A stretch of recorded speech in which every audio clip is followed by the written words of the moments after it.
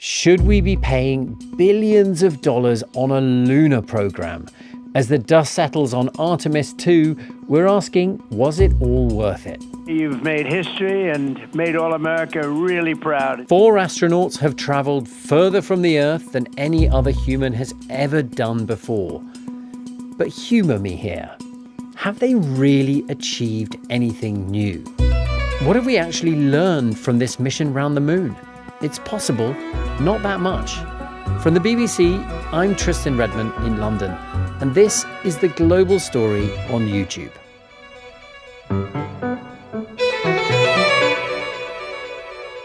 My name is Georgina Rannard. I'm a science and climate correspondent reporter at the BBC. Today I'm focusing on science. But before I joined the BBC, I actually did a PhD. But then my PhD was about how the British Empire used science to advance its interests. So basically, how science can be used in big geopolitical projects. And you know what we discovered is that you can never separate science from the political. And that is one of the reasons I think I'm so interested in the story that we're going to talk about today, which is Artemis II. I mean, we were very keen to hear your take on Artemis, given your academic background, because arguably space exploration has been part of American empire building over the decades, empire with a small e. So we're fascinated to hear your take.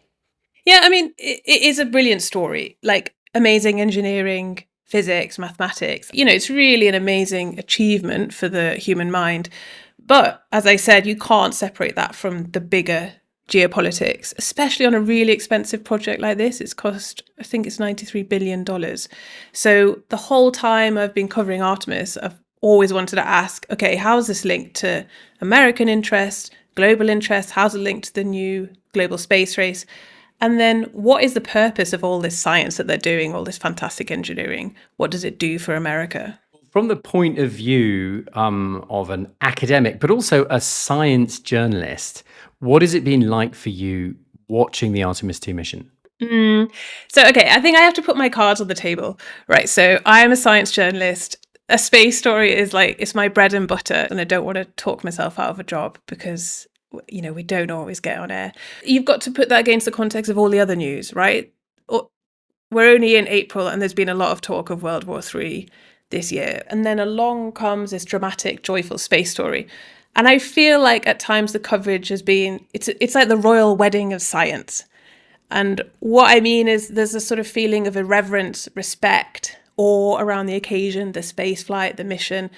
Sometimes some outlets have done this very gushing, emotional coverage that I don't always feel has lent itself to asking deeper, more critical questions about NASA. You know, the story is a big set piece, planned story. Journalists love a planned story.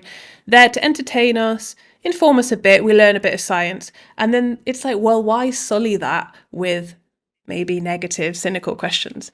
But I also think that as journalists, that's what people ask us to do. They ask us to look at everything around a story, think of all the different angles and try and answer them.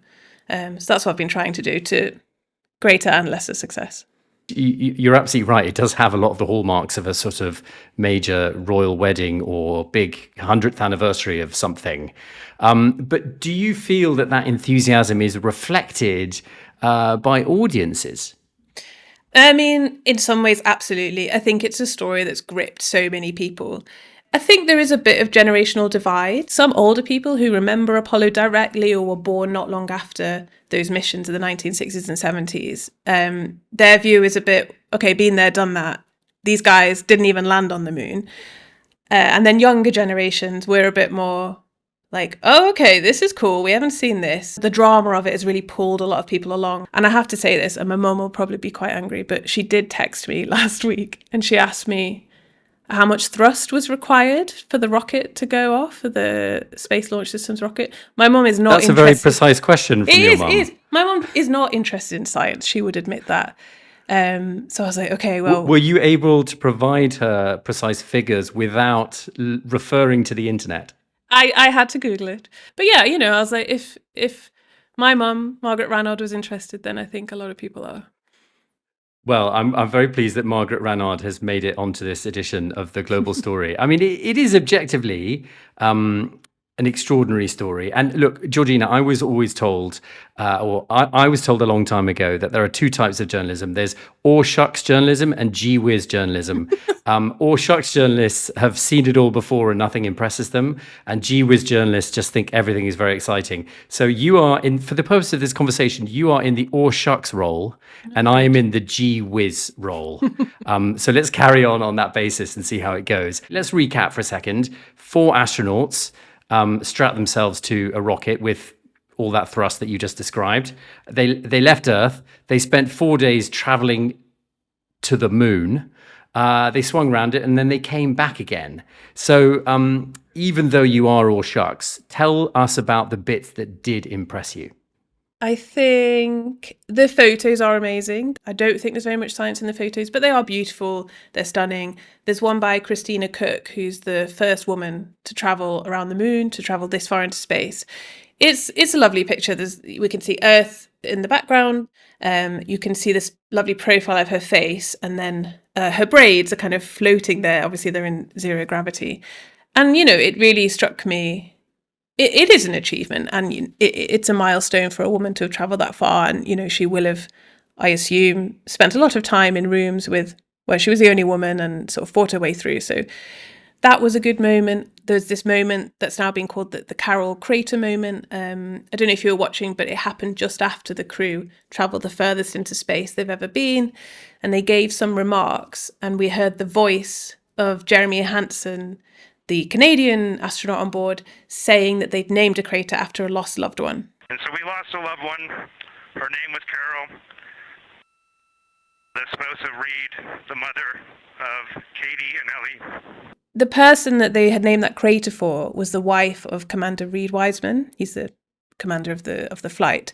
And he lost his wife Carol in 2020. She had cancer. And since then, he's been a single parent. He's got 2 teenage daughters, and he's raised them on his own. And obviously, he had to talk to them before going into space about the dangers involved in that. But you could really hear in Jeremy Hansen's voice the emotion. It sounded very thick. It's a bright spot on the moon. And we would like to call it Carol. And you spell that Carroll.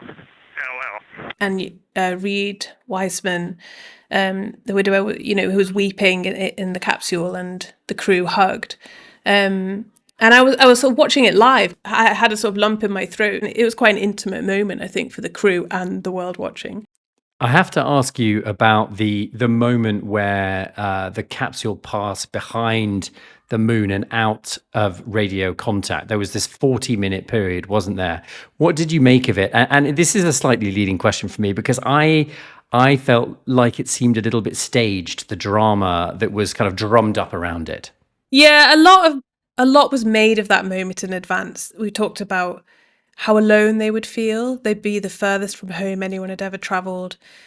They would lose contact. The moon was going to get between their capsule and Earth, blocking radio signals. And I don't know if you noticed, but they kind of were coming and going in and out. So you had this feeling that maybe they weren't quite totally out of contact. Of course, it's dangerous. But I think it did lend itself a little bit to this feeling of NASA really know what they're doing. They know how to communicate this mission to the world, and amping up all of these moments of drama. And then you have to ask, what else wasn't happening that they needed to focus on those characters and these moments? What do you mean by that? What else was not happening? What I mean is, in the absence of a breakthrough in terms of science, because they couldn't say, oh, we've discovered the moon, or we've discovered an asteroid or a planet. To some extent, they focused on these moments as a sort of vehicle to generate and drum up public interest and public support for the mission, I think. So essentially you're saying that there was a deficit of scientific discovery, but there were PR moments. Is that right? Absolutely. I've been thinking about this a lot. When we got those lovely images back, I thought, okay, are we learning anything new from this? And NASA was making a lot of statements about during the lunar flyby, saying that it would be the first time that human eyes had seen some part of the far side of the moon. And I was like, okay, what does that mean, human eyes?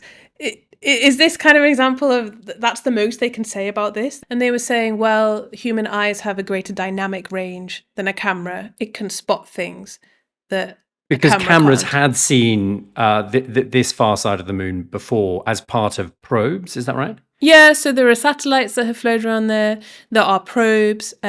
India has sent probes around there. China has landed a probe on the far side of the moon and actually brought back rock samples. Around 98% of the moon's surface is already mapped. So we know quite a lot about it. And so I was thinking about these questions, and I asked a professor of astrophysics at Chris Lintott at Oxford University for his view. And he said, the value of the images is artistic and not scientific. He said they're lovely images, but this is not a voyage of science discovery. And he said that's fine. It generates a lot of interest, but as a lunar scientist, he is not going to learn anything really as a result of this Artemis II mission. Wearing my gee whiz hat, I put it to you, Georgina, that inspiring people and exciting people, isn't that baked into NASA's DNA, its mission? I mean, if you go all the way back to the John F. Kennedy speech in the early 60s about, choosing to go to the moon, not because it's easy, but because it's hard. That spoke to an ambition to do things that were inspiring. And if that exists today, that's because it's always been part of NASA's mission, isn't it? I am completely for inspiring children, adults, anyone to be engaged in science. But we shouldn't give people or agencies a free ride and claim that their work is going to revolutionize science when it isn't. And I think the risk is if you only understand it in a sort of scientific term, you ignore the other aspects, the geopolitical aspects, the economic aspects, the fact that perhaps this will lead to mining on the moon. You mentioned the economic aspects of the mission. And you've already touched on the vast cost, more than $80 million, you said. How significant is money in all of this in terms of NASA's future? And also the fact that NASA doesn't have a monopoly on space travel anymore. It has competition. There are private companies that do space exploration as well now. How significant is all of that in this? I think in the build up to this, there's been numerous hearings in the US about the proposed cuts to NASA that have been floated since President Donald Trump started his second term. In one of those hearings in the Senate, Ted Cruz said something like, he said, we're in a new space race with China. And if this goes badly, if NASA fails with Artemis, he said there will be a bad moon on the rise. That speaks to the pressure the agency is under. Even just before while the astronauts were in space on Artemis II, President Trump announced new budget cuts for NASA's science budget by up to half. Artemis is quite well protected from that, but it's linked to other elements of space science. There's also questions about the International Space Station, which needs to be renewed by 2030. And I think at this time, as you said, NASA used to have basically a monopoly, but now we have SpaceX, we have Jeff Bezos's space company. These are kind of creeping around the margins of NASA's work and saying that they can do it cheaper, faster, better than NASA, which many people argue has the burden of being a very expensive, tax-funded organization.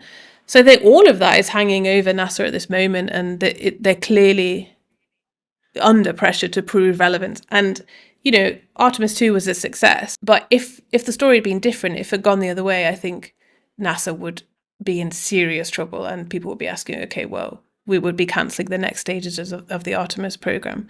Okay, well, I mean, from what you're saying, it sounds like there is a fair bit of politics involved. But I would also say then that that's not new, is it? But politics have always been part of space exploration. If you look back at the Apollo days, it was about great power, superpower competition with the Soviet Union, wasn't it? So, I mean, is this nothing new?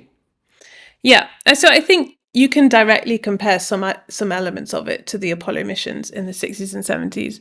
So if you think about 1969, so that's when Buzz Aldrin, Neil Armstrong landed on the moon, that amazing moment that we all know about.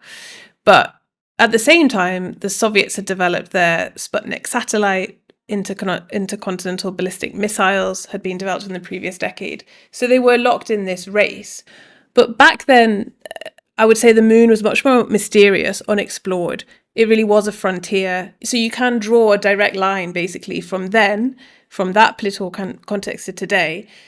But the difference is the science. So to claim that this mission is to leverage new scientific knowledge would be to ignore what I think is the primary purpose of Artemis, which is to expand the American presence on the moon. So I think claiming that this mission is only for science would be like sending men into the Wild West during the oil rush or the gold rush and claiming it was for geology and not for anything else. Okay, so sending oil men into the Wild West and claiming it was for geology and scientific purposes. Explain that analogy to us. So when the oil men went into the Wild West, what were they there for? It was to extract resources, to extract gold or oil, to make a lot of money. But to do that, they had to mine, they had to map, they had to survey. A whole body of science was created because of it. But it was in the name of economics, finance, mining. And I think they are the parallels with the global space race today. This contest, the US and China are leading, but there are other countries that are interested. India has a very big space program.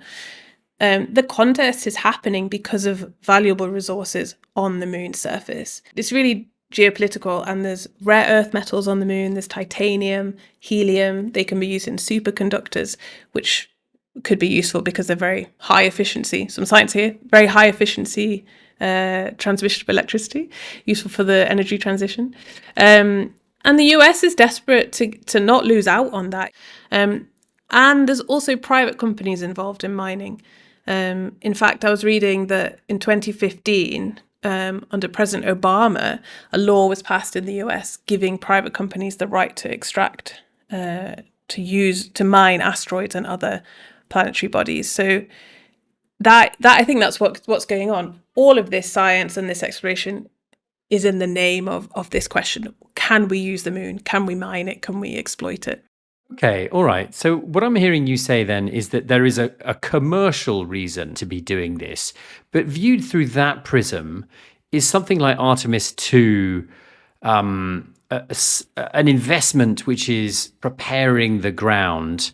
It's almost like a capital expenditure to make sure that NASA and the United States have the technology to be able to then plow further money into industrial expansion on the moon. Is that right?